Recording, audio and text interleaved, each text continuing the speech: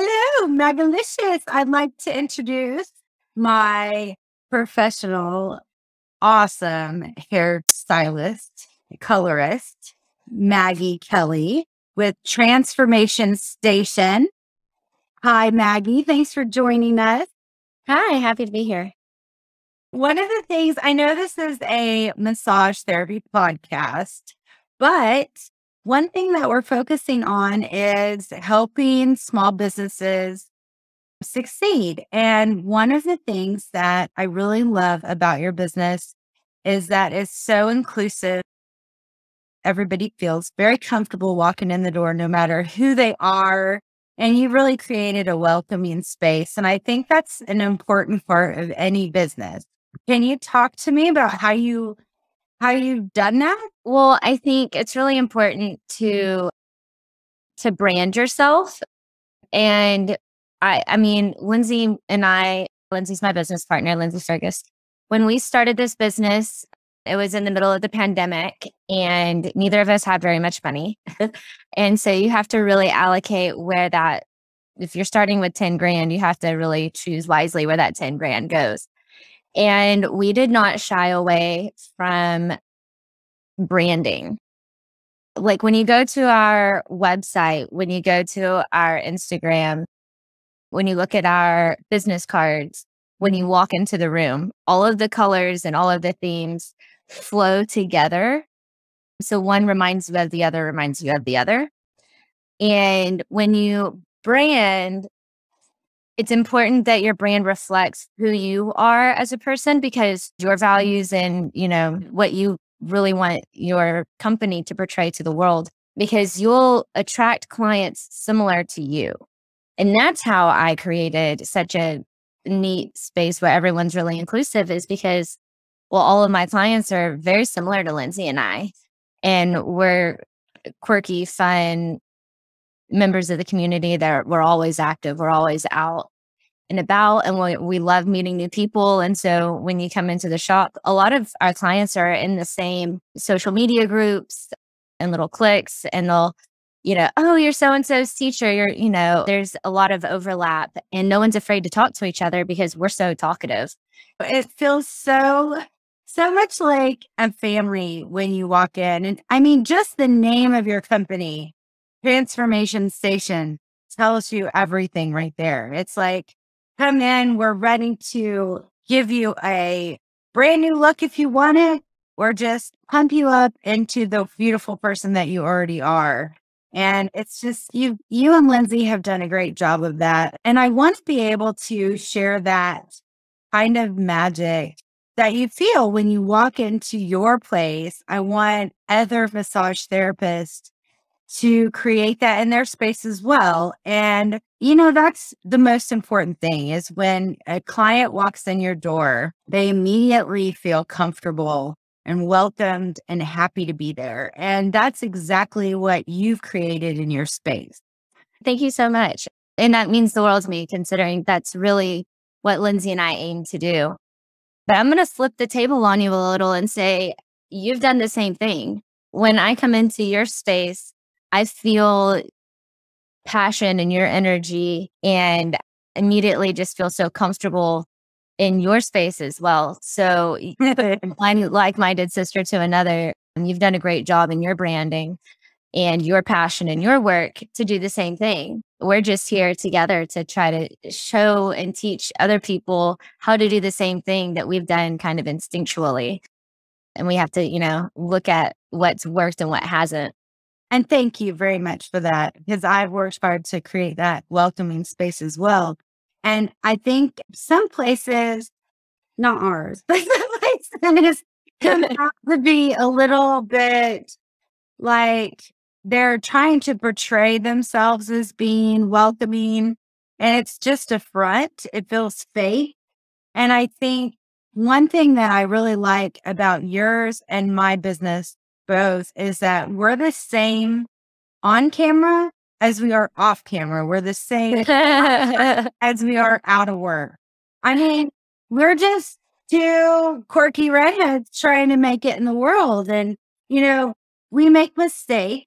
and shit happens and we move on. We learn from them, hopefully, so we don't turn around and make the same mistakes again.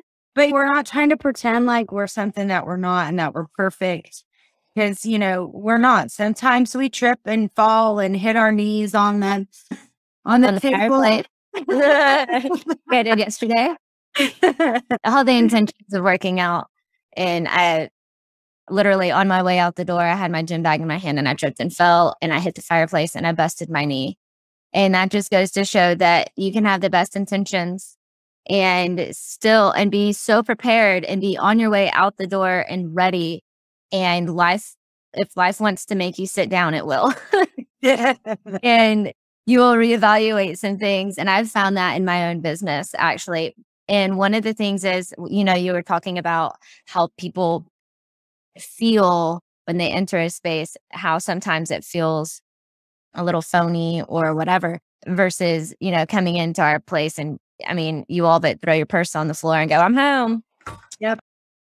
I think a huge difference between that is passion. And people love to be passionate about what other people are passionate about. They like to ask questions. And when, if you get a little nerdy with it, they love it. And it just reinforces that you know what you're talking about. And it also reinforces that, oh, I can be relaxed here. I don't have to ask too many questions. I don't have to overanalyze this. I trust this person to either do my hair or to massage me, to find the kinks in my muscles.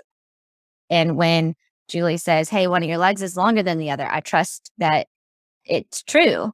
And she fixes me. But, that same thing about passion, when you talk about it all the time and, you eat, breathe, and sleep your passionate career, when you mess up every once in a while, whether it's a misbooking or you're running late or heaven forbid something happens with your LLC, your clients are a lot more forgiving because they see you. When they see you, they don't see a corporation. They don't see a company. They see their friend. And when you're more raw and open with people, they kind of see themselves, because we're all putting on some sort of a front when we step out of our house to the world. And when you see people make mistakes, or you see people laugh at, or make inappropriate jokes sometimes, or whatever, that breaks that mold. When that mold shatters to the ground and there you are exposed as well, you don't feel so raw. You can share, and that you and I are kind of we just tap on that glass a little of everyone's phony realities and go, who's in there? You can come out and you can be safe here. Look at me. Look at me. I'm a mess and I'm silly and I'm creative and I'm ADHD and I'm imperfect. I'm imperfect. And I see you. If you can see me, maybe you'll let me see you. That level of transparency really helps people take a deep breath. It helps people forgive you when you make mistakes, and just be passionate and have fun and come at it like you have an answer to the world's problems, because you do. And ethically speaking, if you don't share that with the world, you're doing the world a disservice. So ethically, talk about it, be a part of it, really make everything a part of it. Everywhere I go, I'm commenting on people's hair, or, people are commenting on my hair, or I always see you out and about and, you're talking about your new space that you're about to open and all of the progress that you're making there.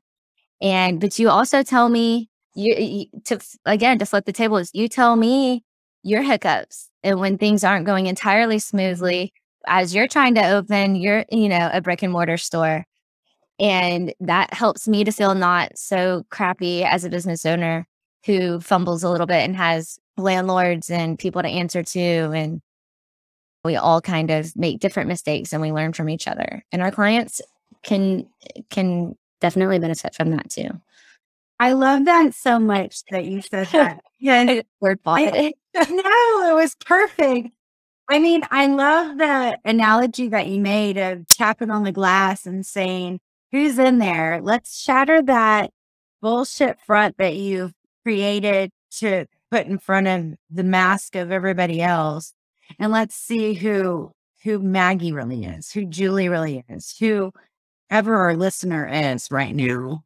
Take down those walls, because I think social media marketing, and social media in general, has inflamed that and taken it down at the same time. So as you watch things like YouTube and TikTok and things like that, you might relate to people that are more human, making mistakes, and you watch them more, at least I do. The ones that are all production and it seems fake, and I just scroll right past it. So we don't want to be those people. We want to be relatable. We follow the content that relates to us. Yeah. And that's going to be the same for our clientele, my clientele, your clientele, our listeners' clientele. The content that you put out, you want it to be relatable to the audience you're trying to seek. Absolutely. Absolutely. Well, and as a massage therapist, I mean, it's so critical, and hair salons as well, but it's so critical to have a space that people are comfortable in, because they are going to be in a vulnerable state of mind or in vulnerable position. They're on our tables, usually completely naked or almost completely naked. You know, in your studio, they're coming in with maybe hair they don't like, or there's some sort of self-image related to their hair, and it might have a deeper impact on their self-worth and their self-confidence. Yeah, both are very vulnerable moments. You know, you lay almost butt naked on a table. We as women, I mean, the danger lurks at every corner. I don't know how to say that, like more PC than that. But so when you're meeting someone, especially for the first time, and you're laying on a table, it is very vulnerable. It is. When you're sitting in someone's chair and you don't like your hair, I mean, your hair is one of the first things people notice about you when you walk into a room. And few things age you like bad hair. And if you don't know what the possibilities are, it's very vulnerable for someone to look at me and trust me when I say, well, you know, if we put some warmth by your face and highlight this, you know, you'll glow, and we can, like, I convinced you to go strawberry blonde and add some warmth to your face too. So you know exactly what I'm talking about. And to trust, especially when someone has rosacea or something that they want to minimize. And I tell them, oh, well, you should go auburn or copper. And they go, what? Is instinctively, you don't want to put red by red, but it actually does calm it down. But it takes a huge level of trust. And in order to gain that trust, they have to have had some preconceived notion that you are trustworthy before they lay on your table, before they sit in your chair. I'll just throw this out for our listeners. If anyone's in the Plano area, transformationstation.studio is our website. There's a book now. If you come and sit in my chair and tell me you listen to this podcast, give me the code word hairspray and I'll give you 20% off your entire service. That's awesome. 20% off. You guys are going to flip when you get in her chair. Because one of the things about Maggie and Lindsay is they're just like a perfect little puzzle piece that fit together. Maggie's the artistic colorist. She comes up with the perfect potion for your hair and the color. And Lindsay is the stylist, and she cuts your hair. And I have just been really, really impressed at how well the two of you, the two things that y'all are best at, come together so well. Cut and the color. And I mean, it's just like, it's magic. Transformationstation.studio. And that has to do with what you're projecting and what people are saying about you, but also what the content you're putting out into the world. And also just how passionate and nerdy you are. Just being your authentic, passionate self. I used to get in trouble in the back for over explaining things to my clients. No, they don't need to know that. Well, maybe not, but they at least know that I know it and I'm excited. That's the bottom line.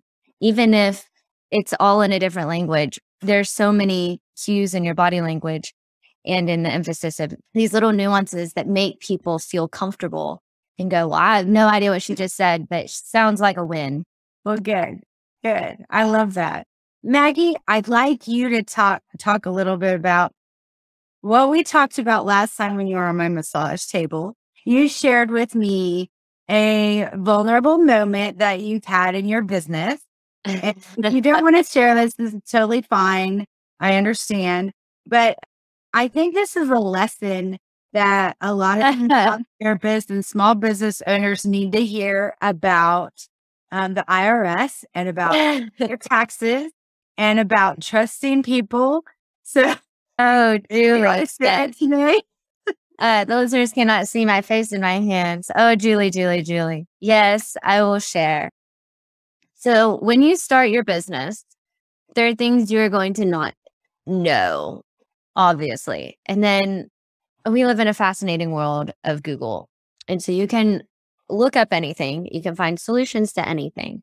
And in your long checklist of licenses you need, whatever it is, copyrights, just your list. There's a list when you move to unpacking is on the list, And so on my list were several different licenses. I had to have a reseller's license. I had to have my salon license, my cosmetology license, my LLC, and there's a list. And so I had no idea how to start an LLC or anything.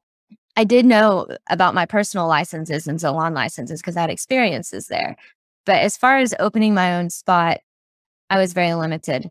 And so I hopped online, Google, and a few companies popped up with their sponsored ads and non-sponsored, but regardless, a few companies pop up and say, we can help you make your LLC. And you think, great, who's going to do it for the cheapest? I want that person. And that's all well and good.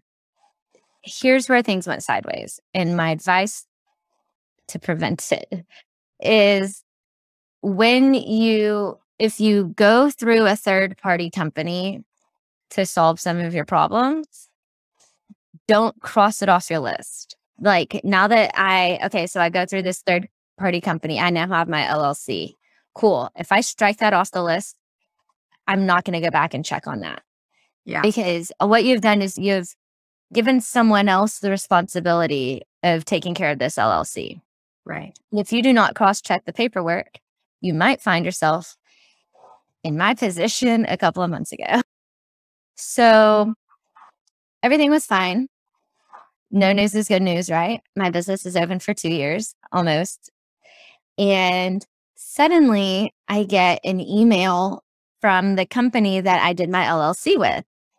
And it's a very threatening, they had forwarded a letter from the IRS, essentially. And it was very threatening because I had not done some things over the last 2 years that I should have. One of them being taxes. I had no idea what I was doing. But I had this company that was supposed to be helping me do these things. After all, it was in their list off to the side of $19.99.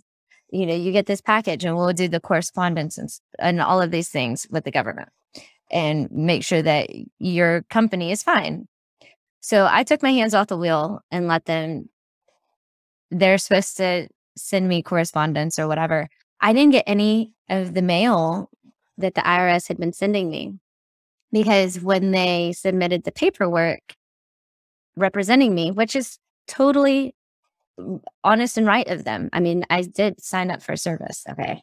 I'm not placing any fault on this company and I'm not going to name them for that reason. This is a personal mistake to not keep a pulse on things that matter to my business. Right.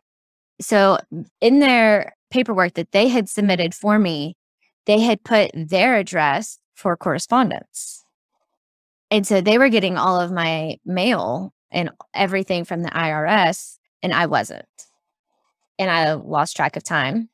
And then suddenly I do get a message from them, but it was less than 60 days away from the IRS forfeiting my LLC and closing my doors, like completely halting my legal right to do business. Wow. And I had 56 days, I think was what it was. I know it was less than 60 days to figure out what happened, why are they threatening me? And who has the information that I need? And how do I fix this? Like, I didn't have a CPA at the time. I had no idea. And again, and I'm going to pin back to what we were talking about earlier about being passionate and just talking about your passion. There was someone sitting in my chair and I did not bring this up to them. She was being passionate about her career and that she helps small businesses do their QuickBooks and find a CPA and get them settled. And I said, oh my goodness, I need your help. And she got a new client, and she's gotten several new clients and prospects from us because she was just being passionate. And suddenly I really needed her service, and she was able to turn everything around. And like, I think a couple of weeks before that deadline date in red at the bottom of the paper, we were back in good standing and everything was paid. And, it was a mistake. But the government doesn't care. The government will close your doors over it. So yeah, as you get things done and allocate certain responsibilities to other people or other companies and that say they're going to help you, keep a pulse on them. Yeah.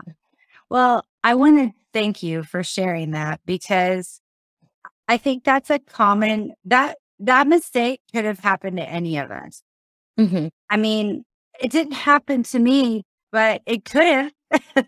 I mean, very easily it could have. So I think the moral of that story is just be careful who you trust with your business.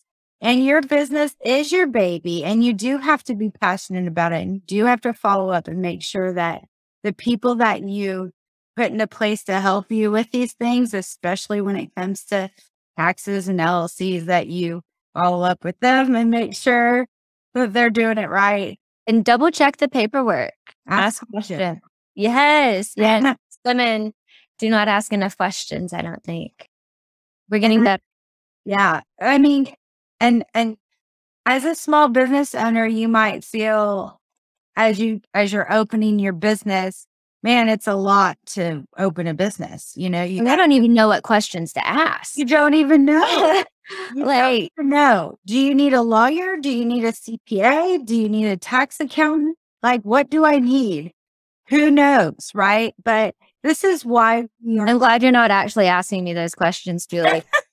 Well, it depends on the business. Yes. I mean, but that's exactly why I want to have this podcast, because I feel like there's so many questions out there that we don't know. Just are passionate about cutting hair, or passionate about doing massage, or passionate about starting our business. We're nerding out about the muscles and hair color. Whatever you're nerding out about and you love your business is awesome.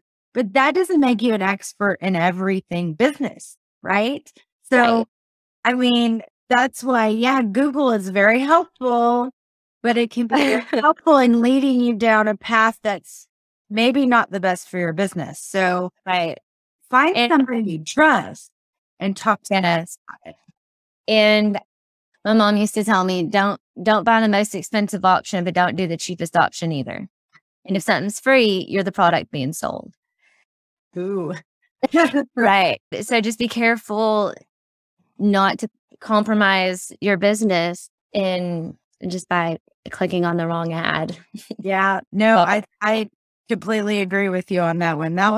And it's scary to have the IRS contact you. I can't imagine how much you're pissing your pants that day, because I peed in my pants too. Dude, what a time. No, our salon has really overcome so much between the pandemic. Snowmageddon caused a flood. We closed our doors for almost 6 weeks because of a flood. There's several times that we've had to close because of, like I said, COVID. Lindsay, my business partner, has kids in school, and they got it a couple of times and we had to close. And just the IRS, I mean, there's scary things that approach, and you just have to take a deep breath and go, well, I didn't necessarily cause this, or I didn't mean for this to happen. But the most important thing is how, coming out unscathed and laughing about it with your clients. Yes. Well, and I love the fact that you utilize your client to help you get out of this trouble and you trust her just like she trusts you. Mhm. And They're a family. we're a family and that trust goes two ways. And I think that that's awesome that, you could leverage that opportunity with your client and help market her business. Cause I'm sure now she's gotten some referrals from you too. Um, that experience. And I mean, it's a vulnerable place to be to admit a mistake like that. And so I'm very thankful that you shared that because like I said, we've all made mistakes and then we feel so silly afterwards. Like, man, I should have known this, but you don't know until you know. I mean, there's something Right. about opening a business. You don't know until you know. And one thing I want to mention, just as we're on this topic, one of the things that I do is I work a lot with the chambers of commerce in my area because they not only help me network my business, but they have mentors that are free. They're called core mentors. And if you ever have any questions about this stuff, do you need a lawyer? Do you need a CPA? All the questions that I was asking earlier and you don't have the answers for it. How do I do an LLC? You know, a score mentor is a really good person to ask because, like I said, it's a free professional service through the Chamber of Commerce. And so I would recommend those people. I've worked with two for like 3 years now. They're working with me to open my retail store, hopefully very soon. But, all these obstacles that come in our way. I mean, the phrase, that which does not kill you only makes you stronger. I really believe that to be true, that each and every obstacle that comes my way seems like just like mind blowing obstacles at the time, but and looking back at this, it has made me a better business person. It's made me a better mentor to other business people. It's made me a better person in general. I'm a lot more calm when shit hits the fan now. Oh, okay, well, if I could deal with this, then this is not going to be a problem. Right. This is nothing compared to the letter from the IRS in giant red letters. Exactly. Which I looked at and was like, well, I can figure this out. This is nothing compared to being closed for 6 weeks due to mold in the walls and having literally everything stripped in my salon. Literally 2 months after we opened, 3 months after we opened. I mean, so yeah, every time you get past something and you go, oh, didn't see that coming, or I didn't know to ask that question. And as you navigate life, like you said, what's this one small thing when you're trying to build an empire from the ground up and you've made the bricks yourself. Yeah. And you're like, well, what you got for me? Yeah. I'm making bricks. Do you not know me? I'm Maggie the bricklayer. I lay foundations. I love it. I love it. Well, if our listeners are out there and they're having struggles in their business, which all of us do. Yeah. I mean, you're not alone. There are people that you can trust. There are people that you can't trust, but there are also people you can trust. And I know that's a fine line. We have to be careful with that, but use your instincts. A lot of massage therapists, we have such good instincts. I mean, our true instincts in our heart is what leads us into this business. So I would encourage you to do that, but ask questions, ask a lot of questions. And like Maggie said, don't just cross it off the list and trust that this person on Google is going to figure it out for you. If you don't know them, I mean, who knows what they're going to do with your business? I mean, right. So ask questions. But I also wanted to ask Maggie, is there anything else that you've learned with your business that you'd like to share? Anything else you can think of? What a question. I know it's very open-ended. Do you want to talk about how you found Lindsay? Lindsay and I met in a salon, and we were both just very passionate, communicative, quirky people that talk too loud and talk too much. And we were in a very high-end salon that we felt like we didn't belong there. And we very much felt it. And they kind of made us feel that way too. And so then you start kind of questioning where you fit and how are you going to make money? Because, you're like, well, I'm in this fancy salon and, I know what I'm doing. Why isn't 1 + 1 = 2? And so Lindsay and I teamed up and we went to a different salon, another very high-end salon in Highland Park. And we didn't fit in there either. We were loud, sometimes inappropriate, oversharing, talking with our clients. But amongst our crew, still didn't really feel like we fit. And that's a really hard pill to swallow when you're passionate and you're trying to make money and you're in the spot that you're told this is where the money is, but you just don't feel like it's a fit. So Lindsay and I created our own space where we do fit, where we can be loud and progressive. And our company donates to a bunch of charities and there's a halfway house that we donate to. And we created a brand that's more like us. And we feel really comfortable. And so we've attracted clients similar to us. And we've filled that space with people who are creative and loud and progressive and sometimes make inappropriate jokes and don't take life too seriously, at least in our space. Do you have any regrets opening your business? No, not even the timing. None of it. I have no regrets. My only real regret is that LLC thing. But we took care of it just like we took care of everything else. So made you a better business owner and, more aware of that kind of a situation in the future in case anything else ever comes up, what not to do at least. And sometimes that's more valuable than knowing what to do is knowing what not to do. Right. Or, when to micromanage. Yeah. One thing that's very common amongst the people that I've talked to, and I want to point this out, is that everybody I've talked to about, do they regret starting their own business? Absolutely not ever have I heard anybody say they regret it. There's, like I said, been some obstacles along the way with every single business owner. So please don't feel like you're out there alone with these obstacles. I guarantee there's somebody out there that has suffered the same shit that you're going through. So, right. It'll be okay. You'll survive.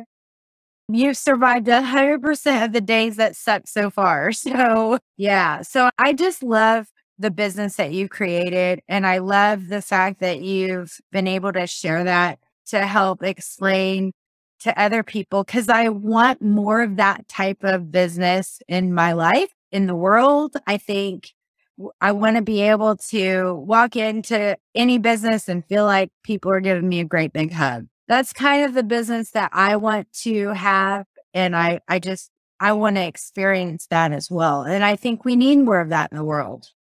I agree. I love mom and pop shops. And when you walk in and, people address you by your name and they remember your favorite anything, Yeah.